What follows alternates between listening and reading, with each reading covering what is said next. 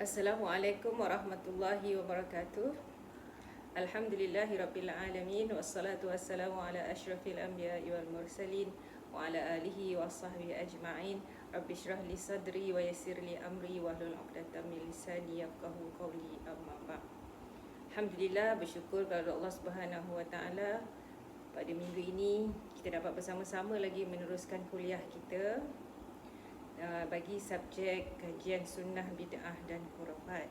Apa khabar pelajar-pelajar sekalian, siswa-siswi UKM, Pusat Kajian Dakwah dan Kepimpinan?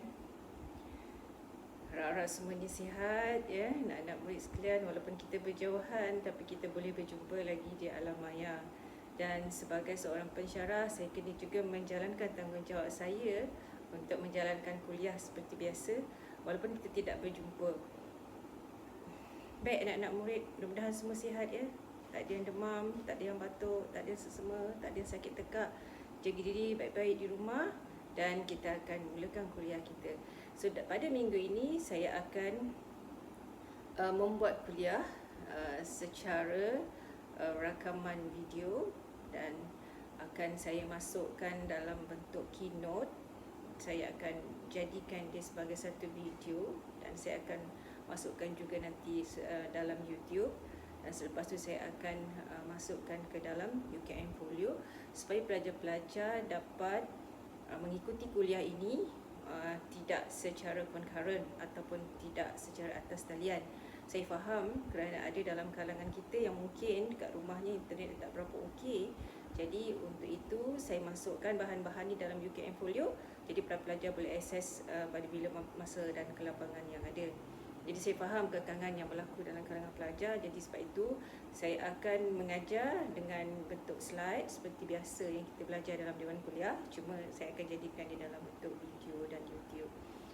Baik anak-anak murid sekalian, walaupun apa yang berlaku ini tidak akan menjadikan kita stres, kita akan cuba juga teruskan tanggungjawab kita. Saya sebagai pensyarah menyampaikan ilmu, anak murid pula, pelajar-pelajar pula haruslah mempelajari ilmu dan mungkin melaksanakan tugasan-tugasan yang akan saya suruh kamu semua lakukan selepas ini. Baik, itu introduction dia tu panjang juga introduction ni kan. Baik, sebenarnya minggu ni kita akan belajar tentang bid'ah di zaman Rasulullah dan zaman Khulafaur Rasyidin. Baik, tentunya terfikir dalam fikiran kita kan, sebenarnya bid'ah ni berlaku tak pada zaman Rasulullah sallallahu alaihi wasallam?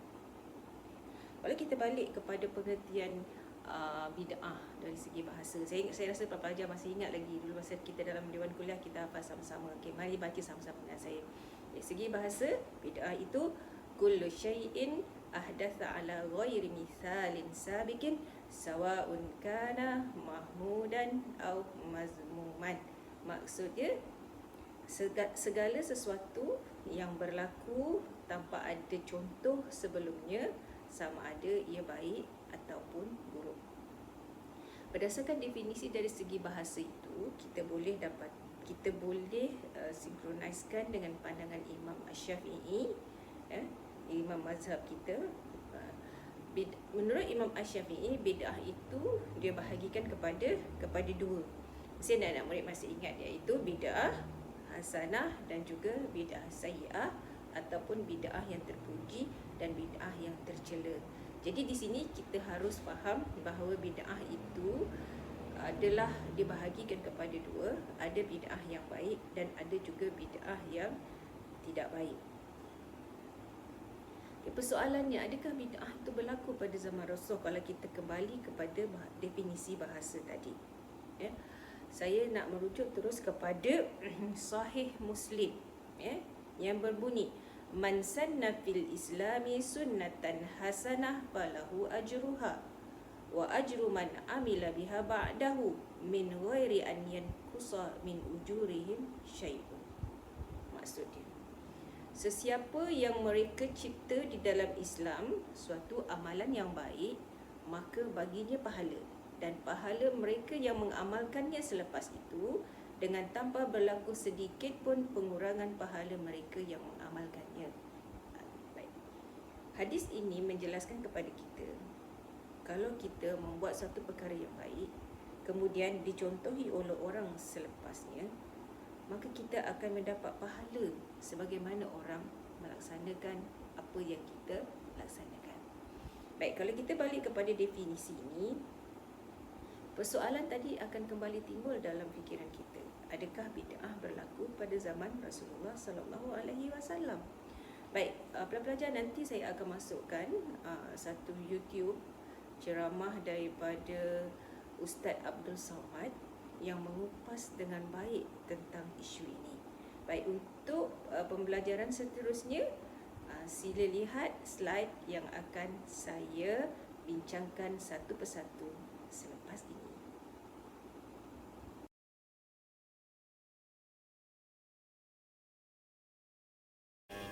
Baik, pelajar-pelajar sekalian, kita dah mula masuk tentang beberapa contoh bid'ah yang dilakukan pada zaman Rasulullah sallallahu alaihi wasallam. Di sini saya mengemukakan 7 contoh, iaitu yang pertama berkenaan dengan selipar Bilal sebagai menggalakkan umat Islam supaya melakukan solat sunat wuduk. Yang kedua tentang bacaan doa iftitah yang sehingga hari ini diamalkan oleh kebanyakan umat Islam. Yang ketiga, bacaan doa ketika iktidal.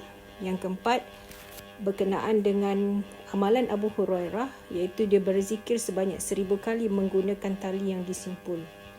Dan seterusnya, yang kelima, membaca surah Al-Ahad ataupun surah Al-Ikhlas daripada waktu Isyak sehingga ke subuh, menyamai kita membaca 1/3 Al-Quran. Dan contoh yang keenam ialah berkenaan apa yang dikatakan oleh Imam Hambali, apa yang dilakukan oleh Imam Hambali, iaitu beliau solat sebanyak 300 rakaat sedangkan Nabi hanya solat sebanyak 11 rakaat qiyamul lail. Dan contoh yang terakhir di sini ialah berkenaan dengan Ibnu Taimiyah. Dia membaca surah Al-Fatihah daripada subuh sehingga terbit matahari, dan dia akan melakukan salat sunat Isyraq, iaitu membaca Fatihah sambil memandang ke langit. Baik, belajar. Kalau kita tengok contoh yang pertama sebagaimana saya sebut tadi ialah kisah tentang selipar Bilal yang menggalakkan kita supaya melakukan solat sunat wuduk. Perkara ini tidak dilakukan oleh Rasulullah, tapi dilakukan oleh Bilal, seorang sahabat yang sangat baik akhlaknya. Perkara ini diriwayatkan dalam Sahih Bukhari an Abi Hurairah radhiyallahu anhu anna Nabiy sallallahu alaihi wasallam qala li Bilalin inda salatil fajr, ya Bilal, hadithni bi arja amalin amiltahu fil Islam, fa inni sami'tu dafina alayka baina yadayya fil jannah. Qala ma amiltu amalan arja indi anni lam atatahhir tuhuran fi sa'ati lailin aw naharin illa salaitu bidzalika tuhur ma kutiba li an usalli. Hadis tadi bermaksud daripada Abu Hurairah radhiyallahu anhu, katanya sesungguhnya Nabi SAW telah bersabda kepada Bilal ketika solat subuh, wahai Bilal, ceritakan kepadaku mengenai amalan terbaik yang pernah kau lakukan dalam Islam. Sesungguhnya semalam aku bermimpi mendengar seretan selipamu di hadapanku di dalam syurga. Jawab Bilal, amalan terbaik yang telah aku lakukan ialah tidak sekali-kali aku berwuduk pada bila-bila masa sahaja, sama ada pada waktu malam atau siang, melainkan aku akan bersolat dengan wuduk tersebut apa-apa dua solat yang telah ditakdirkan untuk aku melaksanakannya. Baik, contoh ini menunjukkan kepada kita bahawa Bilal melakukan solat sunat wuduk setiap kali selepas dia berwuduk. Perkara ini tidak diamalkan oleh Rasulullah, tapi Bilal melaksanakannya. Dan Rasulullah mendengar seretan selipar Bilal di dalam syurga sebagai tanda bahawa amalan dilakukan oleh Bilal itu, walaupun tidak dilakukan oleh Rasulullah, tapi itu adalah amalan yang baik dan perkara ini boleh diikuti dan dicontohi. Contoh yang kedua ialah berkenaan dengan amalan ataupun bacaan doa iftitah. Ini juga merupakan hadis sahih Muslim an Ibnu Umar qala bainama nahnu nusalli ma'a Rasulillah sallallahu alaihi wasallam idh qala rajulun minal qawmi Allahu akbar kabira walhamdulillahi katsira wa subhanallahi bukratan wa asila فقال رسول الله صلى الله عليه وسلم من القائل كلمة كذا وكذا قال رجل من القوم أنا يا رسول الله قال عجبت لها فتحت لها أبواب السماء قال ابن عمر فما تركتهن منذ سمعت رسول الله صلى الله عليه وسلم يقول ذلك. Hadis ini menjelaskan bahawa Ibnu Umar bersama para sahabat sedang kami solat bersama Rasulullah sallallahu alaihi wasallam, tiba-tiba ada seorang lelaki berkata, Allahu akbar kabira walhamdulillah katsira wa subhanallahi bukratan wa asila. Rasulullah bertanya, siapa yang berkata tadi? Jawab lelaki itu, ya, saya ya Rasulullah. Rasulullah bersabda, suatu yang mengajaibkan kerana terbuka pintu langit. Ibnu Umar berkata, kami tidak tinggalkan bacaan itu semenjak Rasulullah berkata demikian. Inilah sejarahnya bagaimana doa iftitah itu dibaca. Perkara ini tidak diajar oleh Rasulullah SAW, tapi disebabkan oleh seorang lelaki yang ketika tengah sembahyang dia melafazkan kata ini, dan pada waktu itu Rasulullah melihat bagaimana terbukanya pintu langit disebabkan doa yang dibaca oleh seorang lelaki itu. Disebabkan apa yang berlaku, apa yang disebut oleh Rasulullah, para sahabat kepada ketika itu tidak meninggalkan langsung amalan ini kerana merasakan apa yang disampaikan oleh Rasulullah itu merupakan sesuatu yang sangat baik dan berguna kepada masyarakat Islam. Baik, kita masuk kepada contoh yang ketiga, iaitu bacaan ketika i'tidal. Sebenarnya kalau kita lihat hadis sahih riwayat Al-Bukhari an Rifa'ata bin Rafi' الزرقي قال كنا يوما نصلي وراء النبي صلى الله عليه وسلم فلما رفع رأسه من الركعة قال سمع الله لمن حمده قال رجل وراءه ربنا لك الحمد حمدا كثيرا طيبا مباركا فيه فلما انصرف قال من المتكلم قال أنا قال رأيت 39 ملكا يبتدرونها أيهم يكتبها أول. Baik pelajar, ini contoh yang ketiga tadi kan, berkenaan dengan bacaan ketiga i'tidal. Korang semua okey ke dengar suara saya ni? Tak ada muka. Nanti korang boring pula kan. Jangan tidur pula depan komputer tu bila tengok. Okey, kita balik kepada yang ketiga tadi, bacaan ketiga i'tidal. Dari Rif'ah, dia berkata bahawa pada satu hari kami solat bersama Rasulullah. Selepas rukuk, Rasulullah baca Sami Allahu liman hamidah.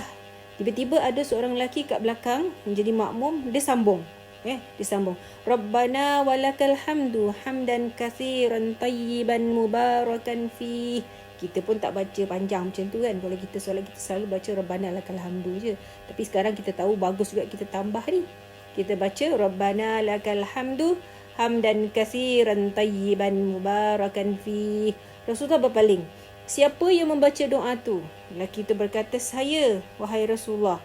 Kemudian sabda Rasulullah, aku melihat ada 30 lebih malaikat yang berebut mengambil bacaan ini.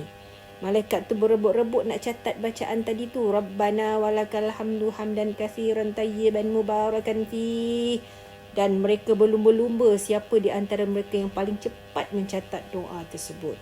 So ini menunjukkan maknanya bila kita baca ketika i'tidal, pada waktu itu di belakang kita banyak para malaikat yang tengah menyaksikan sembahyang kita.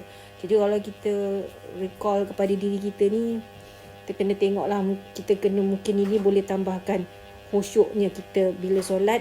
Bila kita dapat bayangkan pada waktu itu para malaikat datang turun mengaminkan, melihat kita solat, sama ada kita khusyuk ke ataupun kita berangan ke sewaktu kita solat. Baik, contoh yang keempat tentang baca surah Al-Ikhlas dari waktu Isyak sehingga subuh menyamai membaca 1/3 Al-Quran. Ini juga hadis sahih daripada Bukhari. An Abi Sa'id Al-Khudri anna rajulan sami'a rajulan yaqra qul huwallahu ahad yuraddiduha falamma asbaha jaa ila Rasulillah sallallahu alaihi wasallam fadzakara dzalika lahu wa ka'anna ar-rajula yataqalluha faqala Rasulullah sallallahu alaihi wasallam wallazi nafsi biyadihi innaha la ta'dilu sulusal Quran. Dari Abi Sa'id Al-Khudri, sesungguhnya seorang lelaki mendengar lelaki lain membaca surah Al-Ikhlas secara berulang-ulang sepanjang malam.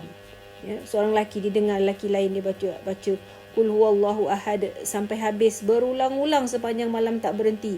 So lelaki ni heranlah bila subuh dia datang tanya Nabi, Nabi jawab, demi tangan yang memegang nyawaku, surah itu sama seperti sepertiga Al-Quran.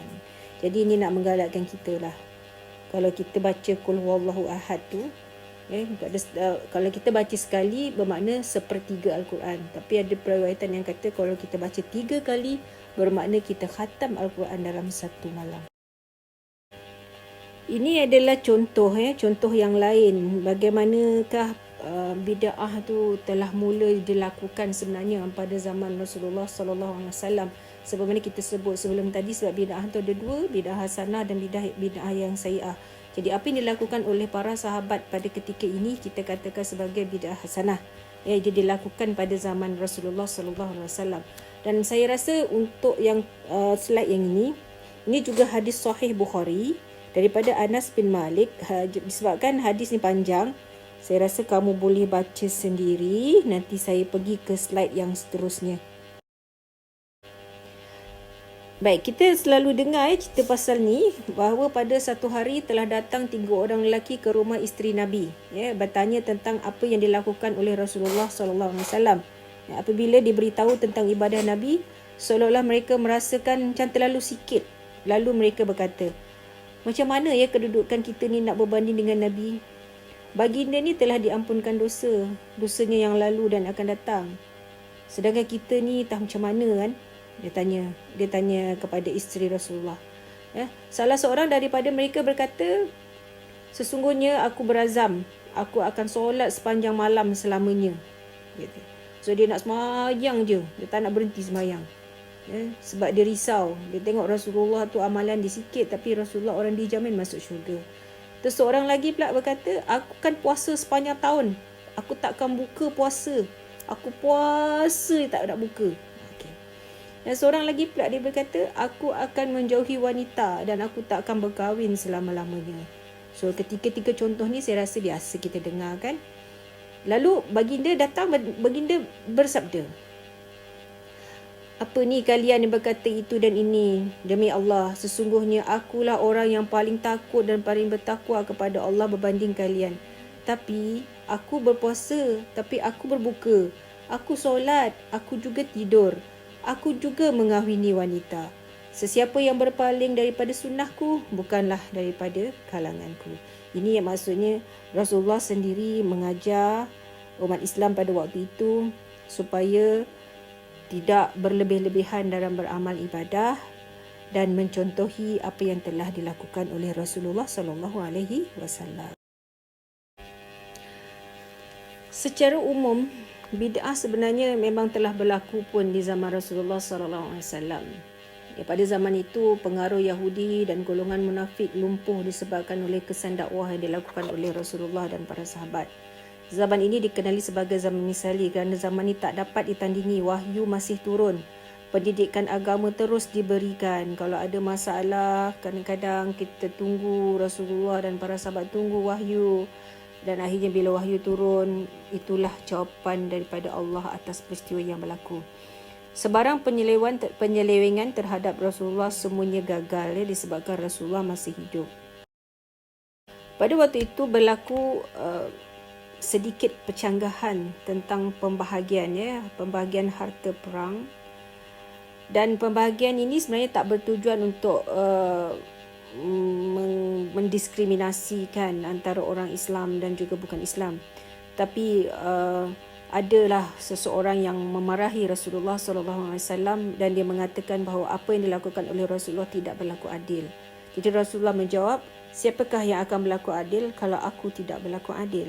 Ini menjelaskan bahawa tak ada orang lagi yang lebih adil selain daripada Rasulullah SAW. Kisah ini adalah berkaitan dengan seorang yang bernama Abdullah bin Zi al-Khuwaisirah. yang dicuba membangkang Rasulullah dengan cara yang tidak sopan, tidak beradab, berniat nak memburuk-burukkan Nabi, dan ini merupakan bangkangan yang pertama kepada Rasulullah sallallahu alaihi wasallam. Dan percubaan ini sebenarnya adalah merupakan percubaan pertama untuk membuka pintu sanggahan terhadap Rasulullah sallallahu alaihi wasallam, iaitu berkaitan dengan harta rampasan perang, dan percubaan untuk bebaskan diri supaya tak ikut 100% Rasulullah sallallahu alaihi wasallam. Selain daripada itu, pada zaman Rasulullah juga berlaku bid'ah daripada golongan munafik, iaitu golongan yang sentiasa menimbulkan huru-hara di kalangan umat Islam. Berlakulah pergaduhan antara seorang lelaki Ansar dan Muhajirin. Dan golongan munafik ni biasalah dia tak boleh tengok kan orang Ansar dan Muhajirin berbaik-baik, dan dia sentiasa nak mengapi-api kan. Akhirnya berlakulah puak-puak sehingga hampir berlaku perang. Tapi pada waktu itu, kerana Rasulullah masih lagi hidup, Rasulullah berjaya mengatasi masalah ini dengan begitu baik. Contoh lain juga pada zaman Rasulullah berlaku juga bid'ah daripada golongan Yahudi, iaitu apabila berlaku perbalahan antara Aus dan Khazraj, dan sehingga hampir berlaku peperangan, Rasulullah juga berjaya mengatasi masalah ini. Ini menunjukkan betapa Rasulullah adalah merupakan seorang pemimpin yang sangat baik. Apa juga masalah yang berlaku pada ketika itu, Rasulullah berjaya mengatasinya dengan begitu baik sekali. Pada zaman Rasulullah ini juga berlaku tipu daya syaitan yang cuba mempengaruhi golongan Ansar. Kita tahu orang Ansar ni adalah orang yang sangat baik kan, yang dikatakan sebagai golongan yang sangat membantu ketika peristiwa hijrah Rasulullah sallallahu alaihi wasallam. Baik, berlaku pembagian harta rampasan perang Hawazin. Pada waktu itu Rasulullah berijtihad untuk memberi harta rampasan itu lebih kepada orang Quraisy. Jadi disebabkan hasutan syaitan tadi, orang Ansar ni rasa tak puas hati. Bila dia rasa tak puas hati, dia pun cuba membangkang Rasulullah. Dia kata, kenapa bagi dekat kami sikit? Kenapa nak bagi dekat orang Quraisy banyak? Kemudian Rasulullah terangkan, wahai orang Muslim, dia kata, harta rampasan perang itu bukanlah satu perkara yang sangat penting dalam hidup kita. Yang penting bagi seorang Muslim ialah keredaan Allah, bukan letak pada banyaknya harta rampasan perang. Dan Rasulullah bimbang kalau umat Islam mendapat harta yang banyak, takut nanti lupa dan hanya memikirkan tentang harta dan juga dunia. Kita pindah pula pada zaman Khulafaur Rasyidin. Selepas wafat Rasulullah sallallahu alaihi wasallam, pada waktu ini perlukan ijtihad, sebab apabila berlaku masalah, Rasulullah dah tak boleh nak rujuk, wahyu pun dah tak turun pada waktu ini. Jadi timbullah perselisihan dan perbezaan pandangan. Jadi pada zaman Abu Bakar muncul golongan murtadin, iaitu orang-orang yang murtad. Dan ada juga pada waktu zaman Abu Bakar ini ada yang mengaku menjadi Nabi, dan ada juga golongan yang enggan bayar zakat. Taif misalnya, golongan murtad ni membunuh pegawai-pegawai kerajaan sebab mereka ni merancang untuk menawan Madinah. Tapi waktu itu Rasulullah dah tak ada. Tapi zaman Abu Bakar, apa yang dilakukan oleh Abu Bakar, dia membentuk satu pasukan tentera yang diketuai oleh Khalid Al-Walid, Amr bin Al-As dan Usamah bin Zaid. Baik, tadi kalau kita tengok zaman Abu Bakar, kita pindah pula pada zaman seterusnya, itu pada zaman Umar sebagai khalifah yang kedua. Pada waktu ini negara Islam berkembang pesat, banyak pembaharuan dalam pentadbiran. Tapi pada waktu itu berlakulah kekeliruan berkenaan dengan ayat-ayat mutasyabihat, iaitu seorang lelaki yang bernama Sabiq Al-Iraqi. Jadi pada waktu itu Umar meminta Al-Amr bin Al-As berjumpa kepada Sabiq Al-Iraqi untuk memberitahu bahawa Sayyidina Umar ingin bertemu dengannya. Rupanya masa pertemuan itu, Umar memukul Sabiq sehingga berdarah di belakangnya. Dan akhirnya Sabiq tadi diarak di jalan besar untuk memalukannya. Sebenarnya apa yang dibuat oleh Umar ni, dia minta supaya orang pulaukan dia, kecuali dia bertaubat, sebab dia terlalu banyak membuat bid'ah dan fitnah. Jadi kerana tindakannya itu boleh mengelirukan umat Islam, jadi apabila tindakan tegas diambil oleh Umar, maka bid'ah dapat diatasi pada waktu itu. Sebab kita pun faham kan, Sayyidina Umar ni adalah merupakan seorang khalifah yang tegas. Tapi pada waktu itu segala masalah dapat diatasi dengan begitu berkesan sekali. Kita pun dah pula pada zaman Sayyidina Uthman. Kita tahu zaman Sayyidina Uthman ni Islam memang semakin berkembang. Pada waktu ini kemewahan, perbelanjaan, pembiayaan negara meningkat, tapi ramai juga orang yang dengki. Jadi pada waktu itu ramai juga orang yang cuba serap masuk dalam masyarakat Islam, konon-konon pura-pura Islam. Tapi rupanya dia masuk untuk membuat fitnah, membuat bid'ah dan untuk memecah belahkan umat Islam. Sedih pada waktu ini, pada zaman Uthman ni kita tengok golongan yang begitu mementingkan diri sendiri ni, mereka sanggup bertujuan nak memecah belahkan sesama umat Islam. Lepas tu nak menggugat perpaduan, burukkan nama baik khalifah, jatuhkan imej khalifah dan akhirnya ramailah orang yang menderhaka kepada khalifah pada waktu itu. Baik, nama yang perlu kita ingat pada zaman Uthman ini ialah Abdullah bin Sabah.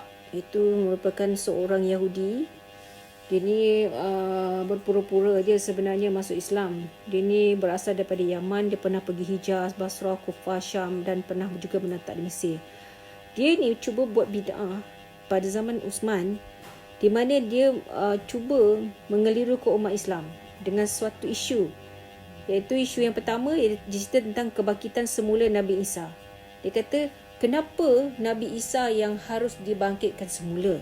Kenapa bukan Nabi Muhammad sallallahu alaihi wasallam? Dia kata, bukankah Nabi Muhammad lebih layak, lebih baik berbanding Nabi Isa? Bukankah Nabi Muhammad juga adalah lebih mulia berdasarkan kepada ayat-ayat Al-Quran yang diturunkan oleh Allah Subhanahu Wa Taala? Jadi kalau terfikir betul-betul, kalau kita tidak mempunyai keimanan yang kukuh, apa yang diperkatakan oleh Abdullah bin Sabah ini memang mudah dia mempengaruhi umat Islam. Tapi kalau kita tengok betul-betul dan kita dah memang faham bahawa memang Nabi Isa belum lagi dimatikan oleh Allah Subhanahu Wa Taala. Nabi Isa sekarang masih berada di langit dan kemudian dia akan diturunkan semula pada waktu hampir berlaku kiamat. Di sini mungkin pelajar-pelajar boleh fikirkan, apakah alasan yang paling kuat kenapa Nabi Isa masih lagi tidak dimatikan oleh Allah Subhanahu Wa Taala? Pasti ada sebab, pasti ada sebab. Cuba kamu fikirkan apa jawapan yang sebenarnya. Banyak fitnah memang berlaku pada zaman Sayyidina Uthman. Selain daripada itu tadi, ada fitnah yang kedua yang dikemukakan oleh golongan-golongan yang tidak bertanggungjawab ini. Mereka mengatakan bahawa jawatan khalifah itu jawatan yang disandang oleh Uthman adalah jawatan yang tidak sepatutnya, tanpa hak. Dia kata sepatutnya wasiat Rasulullah sallallahu alaihi wasallam ialah kepada Sayyidina Ali. Padahal Rasulullah tak pernah pun mewasiatkan jawatan itu kepada Ali. Jadi dia menggesa rakyat supaya memecat Uthman daripada menjadi khalifah pada waktu itu. Yang ketiga, mereka cuba memburuk-burukkan gubernur yang dilantik oleh Uthman. Yang keempat, mereka juga mendakwa mereka lah yang mengamar ma'ruf dan nahi mungkar sebenarnya. Padahal sebaliknya, mereka menyuruh supaya masyarakat menyokong mereka. Masya-Allah, pada ketika itu usaha mereka ni memang betul-betul buruk. Mereka cuba nak memburuk-burukkan peribadi sahabat. Sedangkan sahabat itu adalah orang yang sangat dikasihi, orang yang akan masuk syurga. Sama ada sahabat itu yang memegang pentadbiran atau pemerintahan ataupun tidak, semua diburuk-burukkan. Sedangkan bukti Al-Quran jelas menunjukkan bahawa Rasulullah sangat mengasihi sahabat-sahabatnya. Ini dijadikan oleh Rasulullah SAW sendiri dalam Sahih Al-Bukhari. Rasulullah bersabda, la tasubbu ashabi falau anna ahadakum anfaqa mithla uhudin zahamban ma balagha mudda ahadihim wala nasifa. Maksudnya, jangan kalian mencaci sahabatku jika kalian berinfak emas sebesar gunung Uhud belum menyamai satu genggaman mereka atau setengahnya. Jadi ini nak tunjukkan betapa Masya Allah, sahabat-sahabat Rasulullah adalah sahabat-sahabat yang dicintai oleh Rasulullah, yang dijamin masuk syurga, yang amalan mereka jauh lebih baik berbanding dengan amalan-amalan yang dapat kita lakukan. Sedih sebenarnya pada waktu itu, pelantikan Uthman sebenarnya adalah berdasarkan majlis syura, bukannya berdasarkan kepada pilih kasih, bukannya berdasarkan kepada suka-suka. Sebagaimana syura itu dipersetujui oleh semua umat Islam tanpa ada bangkangan. Fitnah Abdullah bin Sabah inilah yang menyebabkan Uthman akhirnya dibunuh.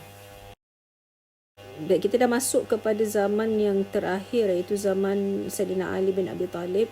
Kita memang sangat masyhur dan kita dah banyak baca buku sejarah. Pada zaman Ali bin Abi Talib ni timbul perpecahan, timbul puak Khawarij yang cuba mengkafirkan orang Islam. Pada mereka, umat Islam telah menyalahi Al-Quran kerana menerima majlis tahkim. Jadi kita kena ingat balik sejarah majlis tahkim. Dan kalau kita tengok pada waktu itu, peperangan, ada satu pihak mengatakan peperangan itu perlu diteruskan, ada satu pihak lagi mengatakan peperangan itu tidak diteruskan. Dan akhirnya umat Islam berpendapat umat Islam boleh dibunuh. Ini adalah Khawarij yang berpendapat bahawa umat Islam boleh dibunuh. Khawarij ni dia sebenarnya adalah satu puak yang tidak mempunyai kepribadian yang sewajarnya yang diperintahkan oleh Allah Subhanahu Wa Taala. Kita juga tahu selain daripada golongan Khawarij, berlaku juga puak Syiah yang terpengaruh dengan Sabaiyah, yang begitu kuat fahaman mereka berkaitan dengan Imam Maksum, dan juga mengatakan jawatan khalifah adalah wasiat. Bagi orang Syiah sebenarnya tidak ada khalifah Abu Bakar. Pada mereka, khalifah yang pertama itu sepatutnya dipegang oleh Sayyidina Ali, kerana Sayyidina Ali adalah merupakan menantu sahabat Rasulullah sallallahu alaihi wasallam. Ali sebenarnya pada mereka yang layak menjadi khalifah, dan keturunannya terdiri daripada 12 imam sampai kepada Muhammad Harun al-Rashid al-Ansari al-Mahdi. Al-Mahdi inilah yang dikatakan ditunggu-tunggu, yang satu masa nanti dikatakan bahawa keadilan dan tegakkan kebenaran akhir zaman.